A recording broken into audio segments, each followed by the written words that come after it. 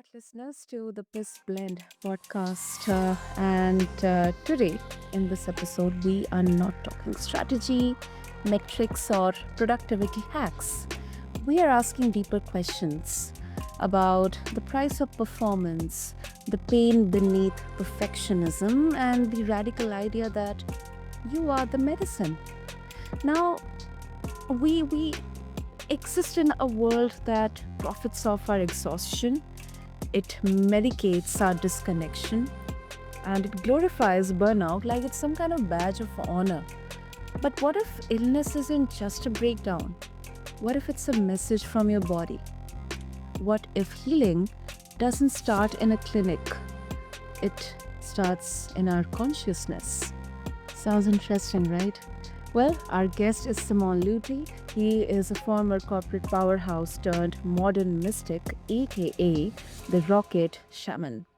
After a near death encounter with chronic illness and emotional collapse, he walked away from the boardroom and into the unknown.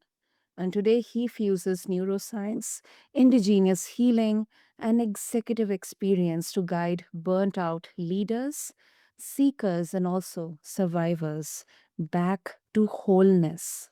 His book, Becoming the Rocket Shaman, it isn't just a memoir, it is a reclamation. And today's conversation, well, it might just shift the way you work, lead, and live. So, with that, Simone, welcome to the BizBlend podcast. And this is something so interesting. I'm really looking forward to our conversation. So, thank you. Thank you, Sana. I am so thrilled to be a part of this. Yes. Uh, um, Simone, very interesting journey. What a transformation, what a transition. So, if you can please give us a glimpse of that entire moment or maybe the transformation, what motivated you to embark upon this path? Something from the corporate, from the kind of standard template that we are asked to follow. What Yeah. happened? Great question. I would call myself a transmuter. What began as my personal survival story has become a universal operating system and really a mission. So, you think about when chronic illness, cancer, and executive burnout pushed me to the edge of collapse. I didn't just heal, I discovered the neurobiological and energetic principles that govern all transformation. So, I was doing all the things that we are told in the Western world that we should be doing. Hard work. You climb the ladder. You execute somebody else's strategy, and it's about titles and accolades that should drive us forward. And had a very successful career, made it to the C-suite until my body literally gave out. In 2015, I was bedridden with an autoimmune that modern doctors couldn't diagnose. And then in 2020, among the global pandemic, I've also been diagnosed with cancer.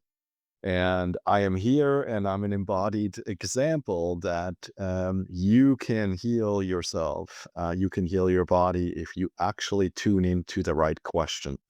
The right question is, why is this happening for me, not to me?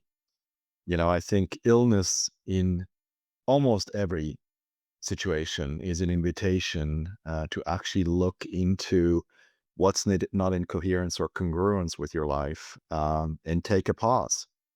And so in my case, I guess you could say my body became the laboratory, my recovery became the roadmap. And now my story is becoming a transmission frequency for anyone ready to break free from this exhaustion epidemic plague in our world. And so the book that you mentioned very kindly, thank you, is really a map for the soul. It's not your everyday self-help book, but it is a map that outlines, if I could heal myself, so can you. And has lots of memoirs and stories about my life, infused with practical rituals and examples. And very proud that this is now coming to see the light of day. Well, that is so, that's such a shift, Simone, because uh, as you mentioned about, we often think that why this illness is happening to me, but you are putting it as why this illness is happening for me or is illness for me. It's thinking of illness as a teacher. And do you think, Simone, our culture intentionally avoids that kind of wisdom because it's too uncomfortable or because it's inconvenient for the systems that we are in? Yeah, I think so. I mean, one of the staggering facts, or two actually, that I would like to share with everyone that's listening. So, one, if you think about with all the advancement in modern technology and science, at least here in the US, life expectancy is the lowest it has been since 1944. So, on average, you're Mhm. expected to live just about 72 and a half years. And you think about this for a moment, right? We should be actually in longevity mode. We should get back to living again 120, 150 years if modern medicine is, in fact, the holy grail to all of the things. But that does not seem to be the case. Now, granted, there's a lot of other factors, factory farming and fast food and what we put into our bodies. But just let's just kind of entertain that for a second, right? The fact that our life expectancy is actually shorter. And then when you look at what's happening in the world, there's about 1 billion health-related searches each day across generational or conversational AI and search engines. That's a staggering number, meaning that a Yeah. lot of people actually have some kind of health issues that modern medicine either doesn't know how to diagnose, or they tried everything, right? Tried the pills, tried the specialists, and still can't get to anywhere. And so that's really what I'm offering up here, that it's time to go back to our roots. I mean, humanity has been alive for thousands of years without, pharmaceuticals and drugs. And so I think that that activation of our innate ability to heal ourselves is I think a question that we should all ask ourselves. How do we get back with that? And and then of course, in my case, having been a leader, I really am empowering the modern leader to kind of get out of this survival mode and get back into peak performance. So I don't know, we could take this conversation in a couple different directions of, we can stay on the healing route, or we can also talk a little bit about, what the modern leader of tomorrow, is meant to be doing. Because I think healthy bodies, healthy minds, and training ourselves again to get back into our intuition is a requirement of anyone that's out there trying to make it work. Absolutely, and that's the beautiful of it, Simon, because um, this is so relevant from both the perspectives, from a leadership perspective, because now gradually we are redefining workplaces, we are redefining leadership, not only restricted to boardrooms and cabins and numbers and targets and career, but in all aspects of life. And as well, we are trying to get back to basics in terms of healing. You rightly mentioned that if humanity was able to um, not only survive but thrive without the modern advanced pharmaceuticals, why not we go back to basic, especially in terms of longevity? But let's first dive into the leadership aspect, especially the high performance aspect. What does this survival look like, Simon, for someone who's stuck in a high performance role, but they know something deeper is breaking inside? Yeah, exactly. And most leaders don't realize they're in survival mode because high functioning survival looks like success from the outside. You're hitting targets, you're closing deals, you're scaling teams, but internally you're what we would call white knuckling through each day.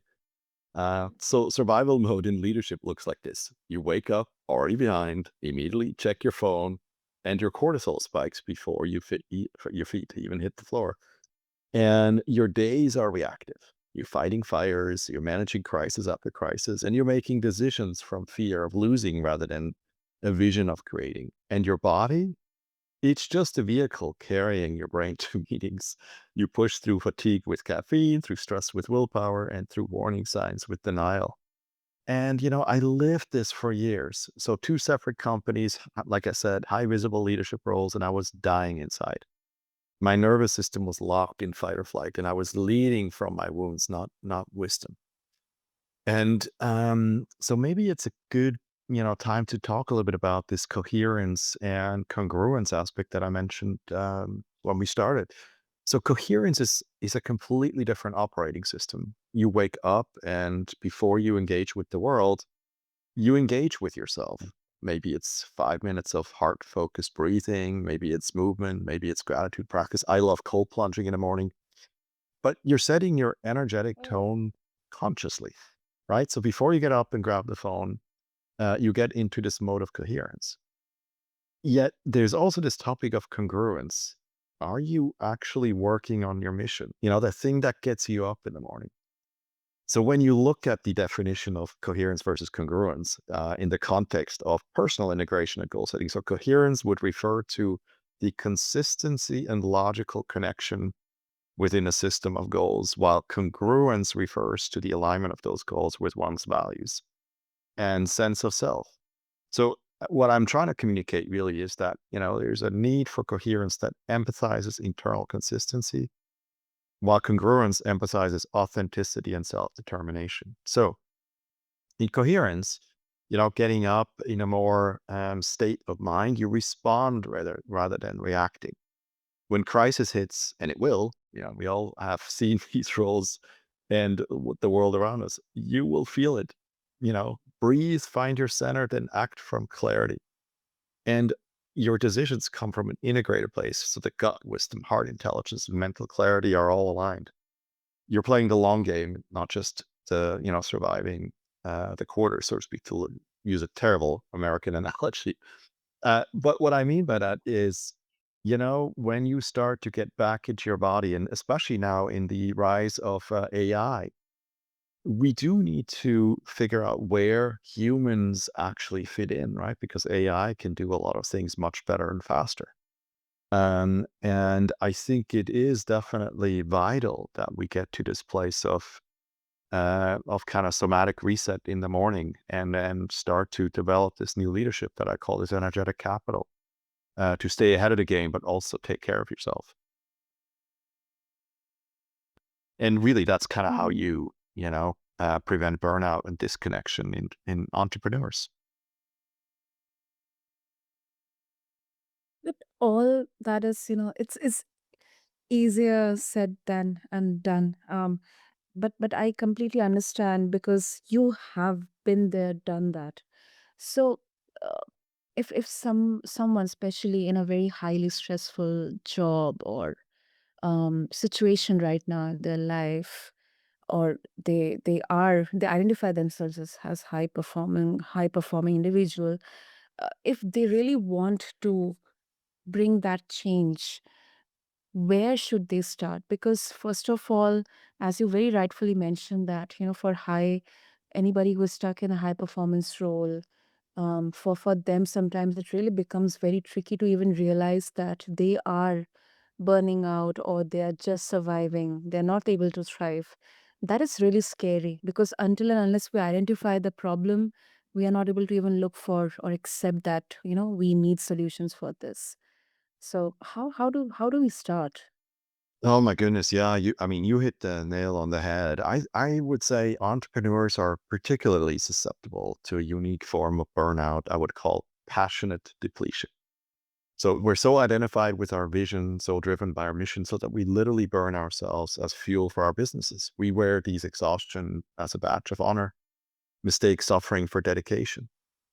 And I've discovered that burnout in entrepreneurs, and maybe even, managers in general, show up in layers. So first there's the physical, like chronic fatigue that coffee can't fix, maybe mysterious pain that moves around the body, insomnia where your mind won't stop strategizing.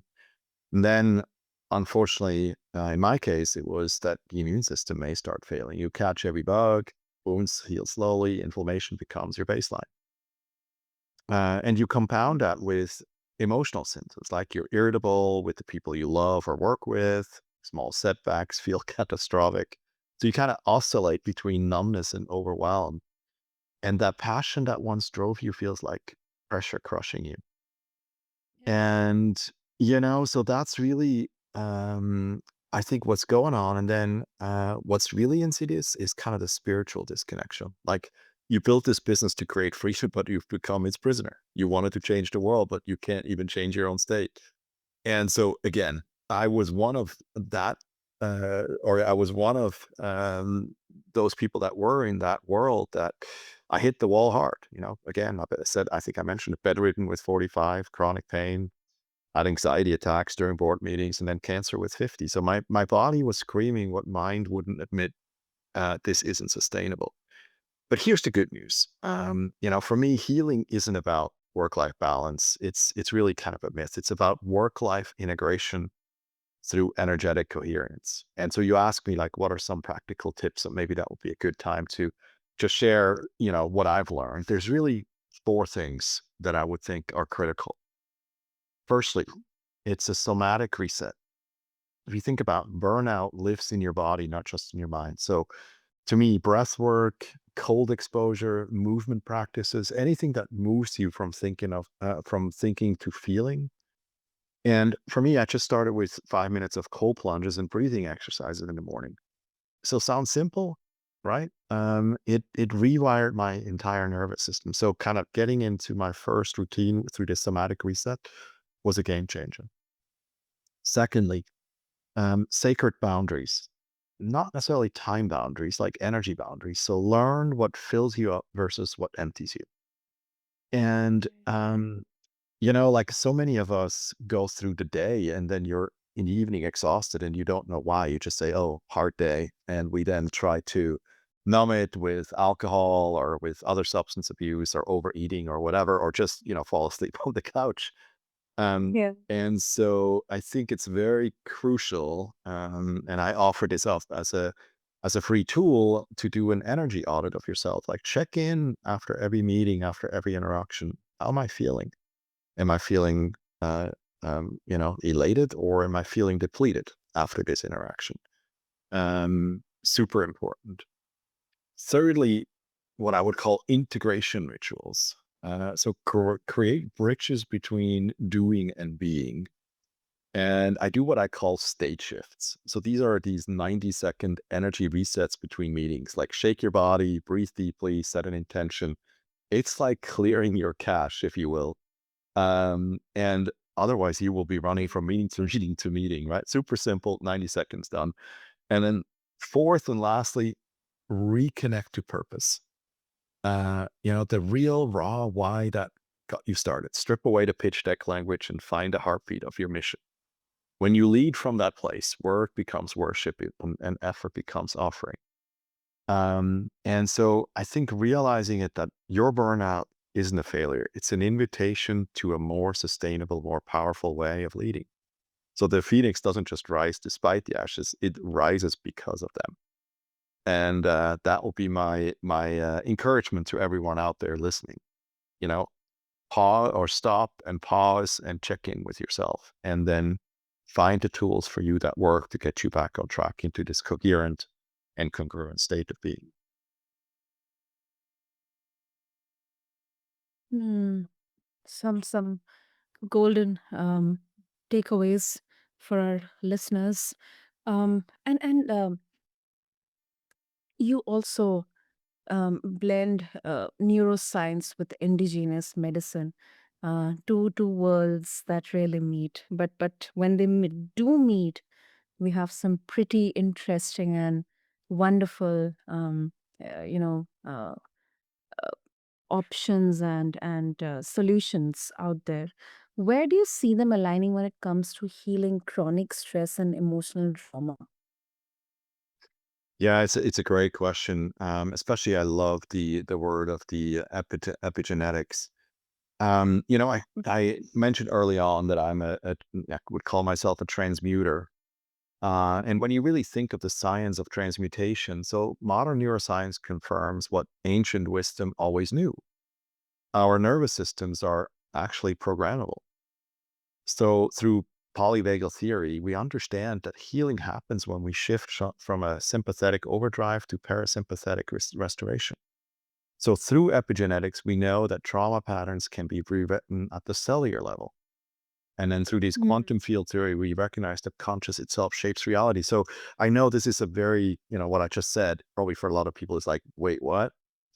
But to kind of bring it down, what I'm saying is when we can actually recognize that we have a trauma body that we inherited, and we can actually strip ourselves from the old stories. So the maybe the practical example is cancer. You could say, or maybe let's not use cancer. Let's use a heart attack or heart issues. Right, runs in the family. So you could say somebody's mom or father said, "Oh, like high blood pressure runs in the family. You're probably going to get it." The question then is it really genetic? So because your mom, your dad, your grandfather, grandmother had it, it's passed down by genetics, or is it in fact mm, the sense that you're putting the fear of this into your nervous system, and the nervous system starts to pick it up, Mm. and then you manifest, I guess, this heart disease into your body. One of my favorite books by Bruce Lipton is called The Biology of Belief. And we now know in neuroscience and a lot of the research that there is actually a lot bigger connection between the heart and the brain and other organs that are not necessarily um, anything that a heart surgeon would explain or would confirm. So in my particular case, my mom would always say, "Oh, cancer runs in the family. We had colon cancer. Go get colonoscopy." And I would say, "Cancer is not my future. Cancer is not my future," because I didn't believe that that was necessarily my story. Well, then I ended up with cancer, and I did all the traditional ways of healing. I went also into the alternative ways of healing. Everything looked great. I was in remission in November 2020, and in May 2021, the cancer was back. And I employed one simple tactic to it: positive affirmations. I decided that I was no longer even using the word cancer because, some people would say the universe doesn't understand the word no or not. Um, Mhm. but I turn it into I live a long and healthy life. I am healthy. Same desired outcome, but a different vibrational sentence. And within 30 days, cancer was gone. You don't detect it anywhere in my body. I'm healed, and miracle, I guess some people would say. But you tell me, right? So if we have the innate ability to heal ourselves through positive affirmations, different vibrational Mm. energy, and we now have a lot of research in the field of epigenetics, I think there's something there. And, that's what I'm encouraging anyone that is, coming to me in my private practice or just reading the book, that we have way more power than we're giving ourselves credit for. And it's time to take that power back.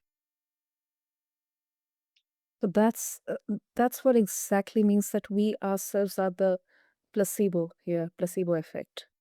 Yeah, absolutely. Absolutely. I would say, um, a lot of this now is measurable, repeatable, scalable transformation.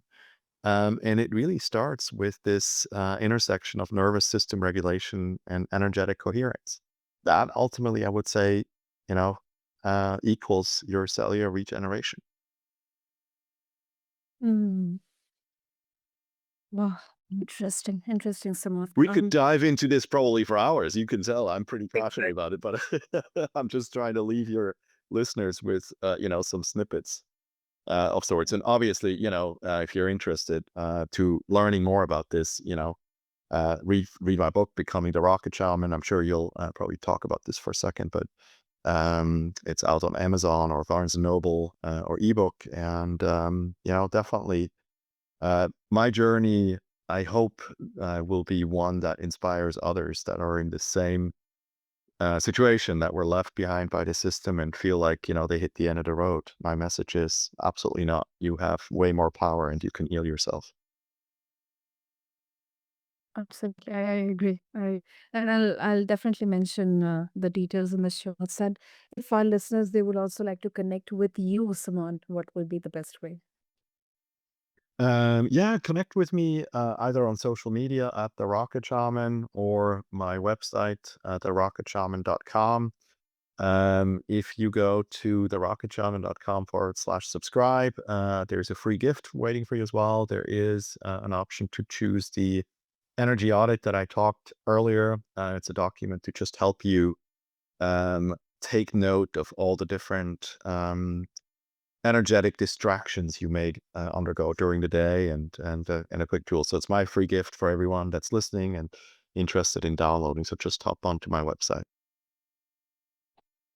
Wonderful. I'll add this as well to the show notes. And Simon, I think you have really reminded us that we are also the prescription, not only the placebo, but we're also the prescription. And in a world which is obsessed with doing more, faster, and better, healing might look like doing less, listening deeper, and remembering who we were before we forgot ourselves. So, thank you so much for bringing this up. Oh, thank you for having me. Yes, absolutely. So, to all the listeners, if something Simon said stirred something within you, pause. Don't just scroll away, sit with it, maybe even re listen. And Simon's book, Becoming the Rocket Shaman, is out now. And trust me, it's not just for spiritual seekers, it's for anyone who's ever whispered that there has to be more than this. So, thank you to everyone for tuning into this episode of BizBlend. I urge all of you to stay curious, to stay whole, and overall stay human. This is BizPlan, and this is your host, Sana, signing off. Thank you.